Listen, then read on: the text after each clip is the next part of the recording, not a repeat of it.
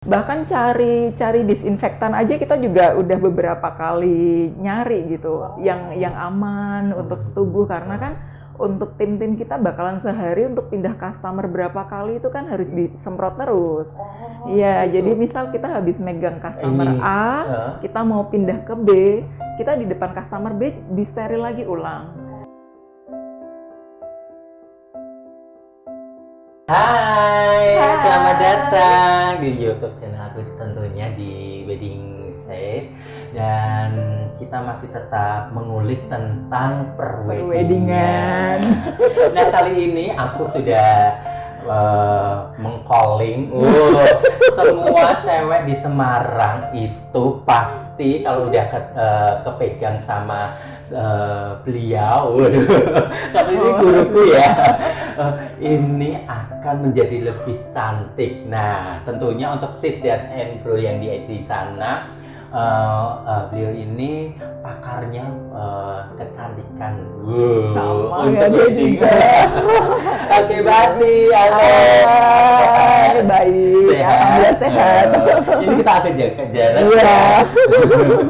Boleh dong di say hello dulu untuk sis and bro di sana. Hai teman-teman, kenalin aku Ati, mungkin bagi yang belum kenal ya, aku MUA di Likwang Co. Oke. Oke nih Mbak Ati, sebelum kita lanjut obrolan kita, obrolan seru kita pada hari ini. Ini kan kondisi di Indonesia ini kan sedang adanya COVID-19 ini, membuat kalangan bisnis, bukan bisnis semua itu terdampak. Dan untuk Mbak Ati sendiri nih, untuk kondisi sekarang gimana sih kalau untuk make up-nya Mbak Ati gimana, jadwalnya Mbak Ati gimana, terus untuk ini kan Mbak Ati kerja di salon Likwang ya. Nah, itu tuh apakah protokolnya lebih gimana kan? Boleh kan jelasin untuk sis and bro yang di sana, biar mereka pun juga nggak takut nih datang konsultasi ke Mbak Ati atau mau ke sini untuk kementerian yang lainnya. Jadi kalau kita kan semua lagi benar-benar di era pandemi ini tuh benar-benar semua akan berubah dan mempunyai kebiasaan baru ya kan. Takutnya kalau aku nyebut new normal itu takutnya orang-orang ngertinya ini udah normal, padahal kan belum normal kan. Nah, itu yang bahaya. Terus kedua, sebenarnya awal dari ini semua itu kita harus bersahabat dulu sama ini. Jadi kita harus menerima dulu bahwa memang ini terjadi di seluruh dunia gitu. Kadang awal-awal itu aku dulu bangun kayak ngimpi, ini beneran nggak sih bakalan seperti ini terus nggak sih gitu, iya kan? Terus gimana kerjaan aku gitu. Ternyata dari situ aku berpikir bahwa sesuatu yang kita nggak bisa ngontrol seperti kesehatan masyarakat, kedisiplinan masyarakat gitu kan, kita nggak bisa ngontrol tuh. Nggak usah dipikirin terlalu berlebihan deh. Akhirnya aku berpikir apa aja yang bisa aku kontrol gitu. Finally dari sini aku balik lagi ke diri aku. Aku harus sadar bahwa aku di sini tuh pekerja seni gitu kan. Jadi aku harus tetap do something. Tahu sendiri kalau make up itu kalau misal kita sebulan nggak kerjain, 2 bulan bisa kaku. Cari bulu mata di mana udah bingung, cari foundation naruhnya di mana udah kaut kan. Nah, itu aku nggak mau itu terjadi. Makanya dari situ pun di masa pandemi ini, minggu pertama, minggu kedua aku isi dengan bikin konten-konten untuk aku sendiri. Kayak misal tamu-tamu aku di luar itu kan mereka stay di rumah kan. Terus akhirnya bolehkah aku tetap engage sama dia, sama mereka, biar mereka tuh nggak lupa sama kita gitu. Jadi waktu kondisi siap, itu tuh kita bukan jadi MUA yang terlupakan gitu. Jadi harus tetap engage sama mereka. Misal dengan tips-tips yang simple aja, kayak bikin alis gimana, terus make up pribadi untuk flawless make up itu seperti apa, itu ternyata mereka komennya cukup bagus. Mbak bikin dong ini, terus ini dong. Jadi mereka itu ternyata butuh diperhatiin juga. Finally dari situ aku konsen, saat ini konsenku mau memperhatiin customer juga yang ada di rumah, kebutuhan mereka apa gitu. Kalau untuk protokol di salon, Wah itu kadang kan orang mau kesini pun iya ngerti keluar lah, iya, keluar takut benar. Karena itu satu hal yang kita highlight waktu kita meeting bareng-bareng leader di sini. Salah satu yang di highlight itu adalah apa sih yang jadi concern customer untuk datang ke sini. Itu pertama adalah kebersihan. Karena kualitas itu udah jadi nomor 2. Bukan berarti kualitas itu jangan nggak bagus ya, tapi orang itu pertama yang dipikir sekarang kebersihan, bersih nggak sih gitu, steril nggak sih gitu. Dari situ akhirnya kita berarti kita itu harus ngejaga kebersihan dengan protokol yang ketat banget. Jadi begitu masuk otomatis standarisasi cek suhu, disteril tadi ya, cek suhu, cek suhu, disinfektan. Kan cari disinfektan aja kita juga udah beberapa kali nyari gitu, yang aman untuk tubuh karena kan untuk tim-tim kita bakalan sehari untuk pindah customer berapa kali itu kan harus disemprot terus. Iya, jadi misal kita habis megang customer A, kita mau pindah ke B, kita di depan customer B disteril lagi ulang. Barangnya disteril ulang, diri kita disteril ulang, baru kita boleh pegang dia gitu.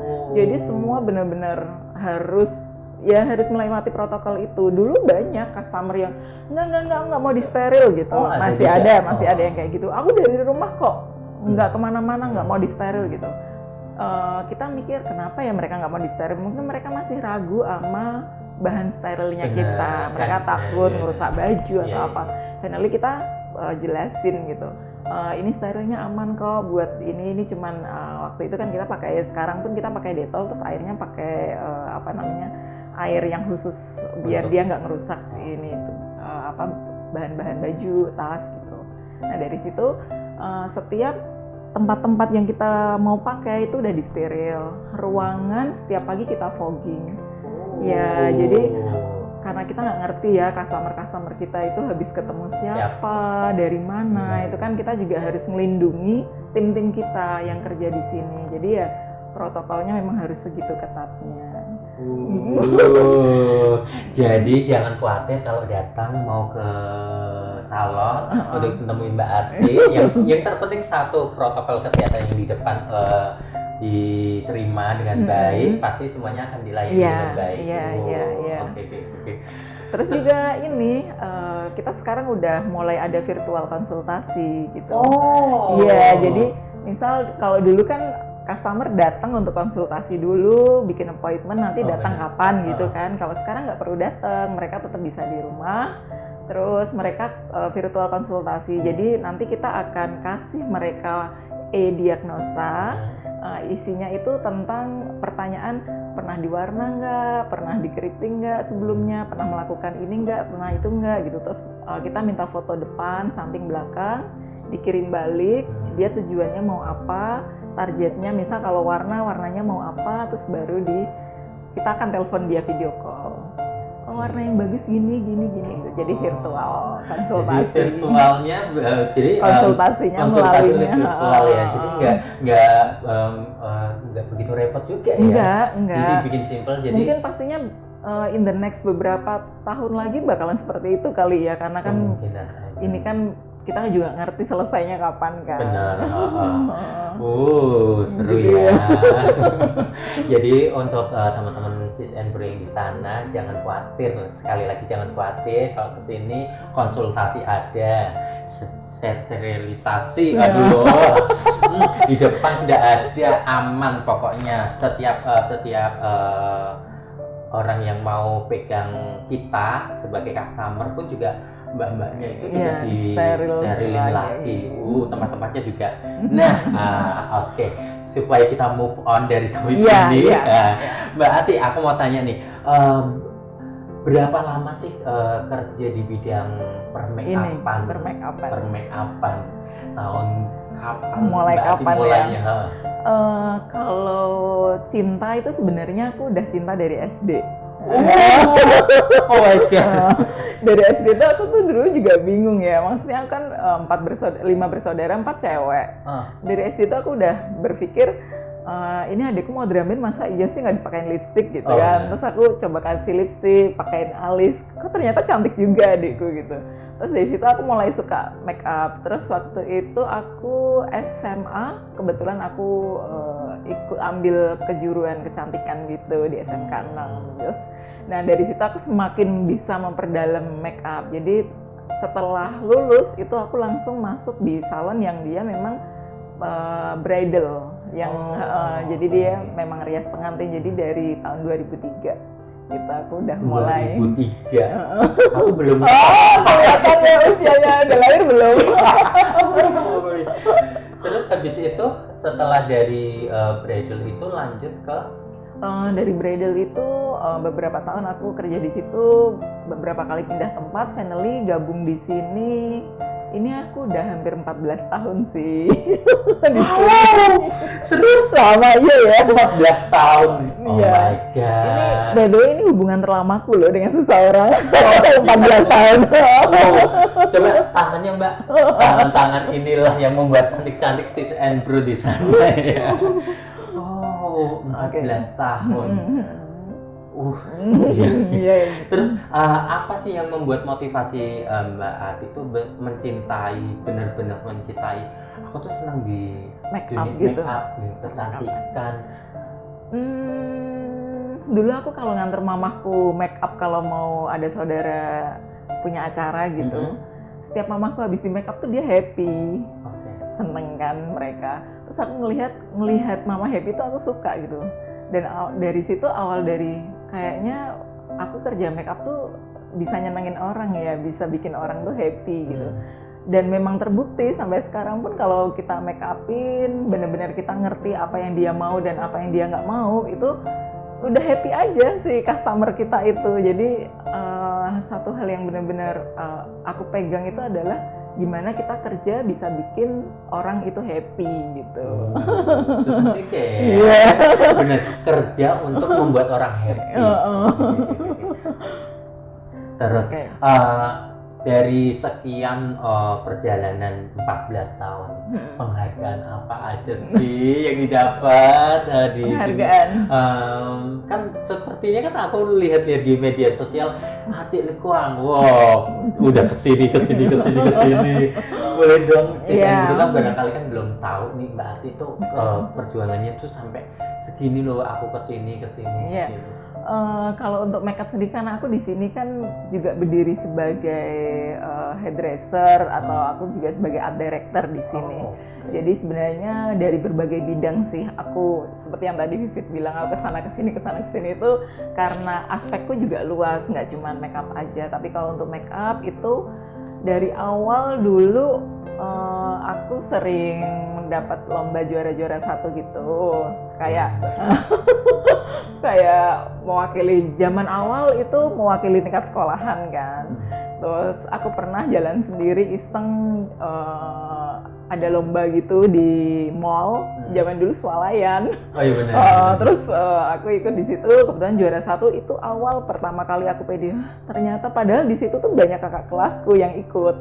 Nah terus aku cuma iseng aja, begitu aku menang, aku semakin pede, ternyata aku bisa ya karyanya dihargai seperti ini. Lalu dari situ aku mulai semakin bersemangat, terus kayak lomba tingkat nasional, terus mewakili sekolahan, mewakili Jawa Tengah gitu-gitu, aku sering dapat juara satu gitu. Terus sebenarnya bagiku bukan seberapa kali kita juaranya ya, tapi bagi aku saat yaitu kembali ke saat orang happy dan kasih kita testimoni, Mbak bagus banget makeupnya, thank you ya, bagiku itu aku udah juara gitu. Jadi finally aku sekarang concern untuk mengumpulkan juara-juara di setiap customer yang aku pegang gitu. Itu yang penting deh sekarang kayaknya. Iya kan? Bener. Tapi kan bukan hanya itu aja, maksudnya atau taraf aku tuh punya standar, aku tuh harus kesini nih.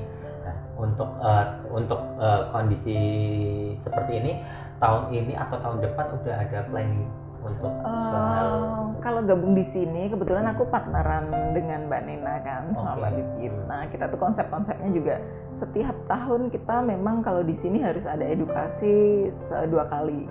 Jadi misal nih MUA yang lagi hit siapa gitu. Nah kita si ini barusan terakhir kemarin kan ada salah satu MUA dari Thailand kan, itu datang ke Indo, ayo kita kejar gitu. Jadi setiap setahun kita memang harus ada 2 kali berangkat kelas make up. Jadi aku sendiri itu juga masih sekolah kesana kesini karena aku merasa make up itu kan luas ya. Jadi kita nggak bisa berhenti di satu guru gitu. Jadi aku cari pengalaman di mana-mana, di mana di situ oh ini lagi tren ya udah itu aku datengin gitu ya. Jadi setiap tahun pasti jalan untuk belajar. Jadi udah ada konsep. Berarti nggak satu guru aja. Aduh ini aku belajarnya sama Ati, terus sama ada MUA yang lain ya tetap didatengin aja, diikutin aja ya. Oke, nah itu kan soal Mbak Ati. Nah ini tuh untuk sis and bro yang di sana nih, yang di luar sana barangkali ingin terjun di dunia per-make-upan, boleh dong dikasih persiapannya tuh apa aja sih untuk menjadi seorang kalau MUA nih. Nah, terutama kita dari awal kita harus ngerti dulu mangsa market kita ini siapa, gitu.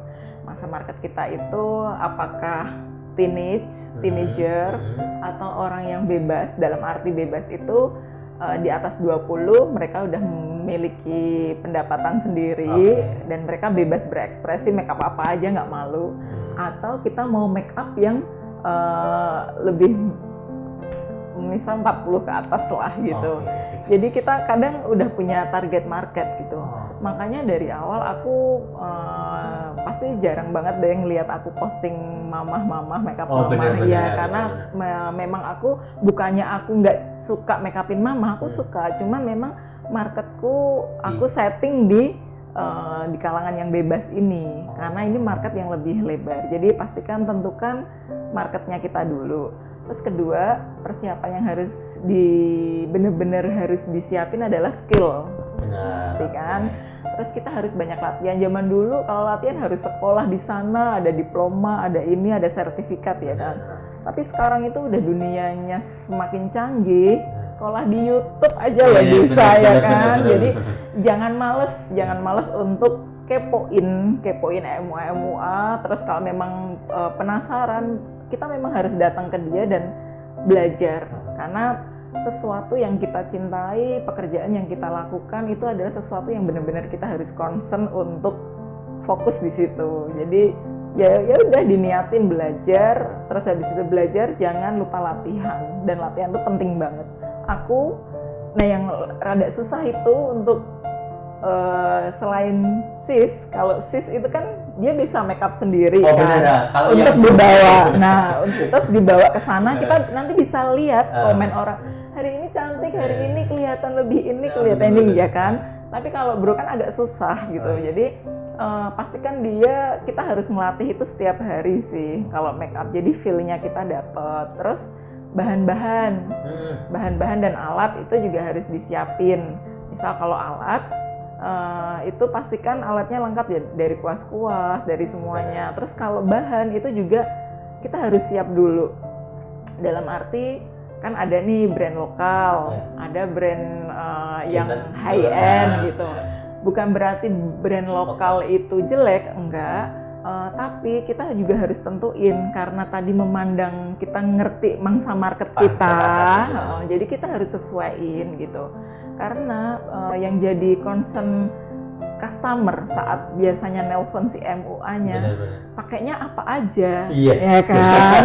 Terus kan kita jangan sampai kita marketnya buka harga misal mahal, terus waktu kita ditanya produknya produk lokal yang harganya murah banget, ya pasti kita kayak orang bunuh diri karena kita dari awal target marketnya sama bahan yang kita punya udah nggak nyambung gitu. Nah dari situ harus ini, kecuali nih aku mau coba ini dulu, mau yang market yang simple dulu, yang misal yang harganya terjangkau ya, harganya terjangkau. Dari situ resikonya adalah kita waktu mau naik ke yang high end itu agak butuh waktu yang lama, karena saat kita udah terkenal di sini, si customer itu ngerti, Mbak Ati itu pakainya ini, aku mau coba si ini, yang pakainya yang ini. Ya. Jadi jadi ada lagi. Banyak sih sebenarnya. Terus pastinya attitude kita itu penting banget. Kita harus disiplin. Namanya kita kerja dicari orang ya kan. Waktu itu penting banget bagiku. Waktu iya. Aku misal janjian make up jam 4 pagi gitu. Aku itu bisa pulang kerja sampai rumah itu udah nata baju dulu. Sakingnya aku besok mau pakai baju apa ya gitu. Terus kedua, aku bangun setting alarm pastinya. Aku bangun bisa 2 jam lebih awal. Karena kalau aku 1 jam lebih awal itu bahaya banget. Bangun tidur, moodnya belum dapet, persiapan diriku juga belum ada. Dalam arti kita kan harus ada asupan makan. Karena orang make upin tuh lapar nggak sih? Capek ya kan? Nah itu tuh jangan sampai ngerubah mood kita. Itu kan hal konyol yang harusnya kita bisa siapin tapi malah merugikan gitu. Jadi aku biasa bangun 2 jam sebelumnya, terus aku siapin misal pisang atau kue, terus aku minum air hangat, baru aku mandi, terus aku bisa stay di lobby hotel atau di sekitaran tempat dia itu 15 menit lebih awal. Dan 15 menit lebih awal itu dalam arti kalau saat aku ngetok pintu, bagiku kalau ngetok pintu itu terlalu pagi itu juga nggak sopan. Jadi kita harus izin dulu. Permisi, aku besok mau datang lebih awal ya, mau loading barang dulu gitu. Jadi on time itu penting banget. Penting. On time itu penting banget. Ternyata banyak banget yang harus disiapkan seorang hewan. Nah, pertanyaan selanjutnya aku mau tanya soal membagi waktu untuk rumah dan pekerjaan. Stop. Jangan kemana-mana, kita lanjut setelah kita istirahat dulu ya. Oke.